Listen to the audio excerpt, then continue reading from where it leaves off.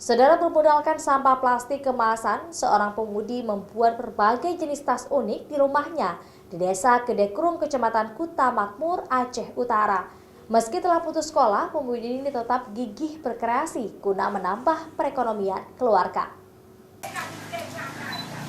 Inilah Cut Raihanul Ulfa, pemudi 24 tahun yang kreatif asal Desa Kedekrung, Aceh Utara.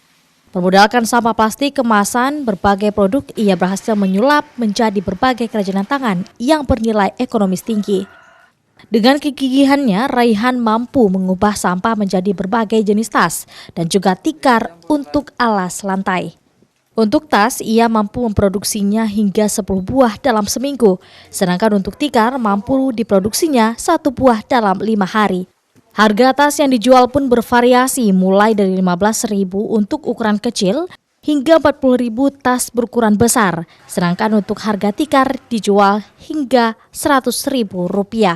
Kreativitas ini mulai dikembangkannya sejak 2 tahun terakhir, sejak dirinya sembuh dari lumpuh akibat penyakit tulang kaki yang dideritanya sejak kecil sehingga ia pun putus sekolah. Gantung, kalau ada pameran ada lagu. Itu tergantung pemesanan ya? Iya. Untuk satu tasnya berapa dijual? Kalau yang kecil-kecil 15.000. Yang besar? Yang besar 40. Untuk satu tas berapa lama buatnya kan? Kalau yang kecil-kecil ini 2 hari udah siap. Kalau yang besar? Besar 4 hari. Setiap harinya, pemudi ini menghabiskan waktunya di depan rumah untuk terus membuat berbagai jenis tas hasil kreasinya itu.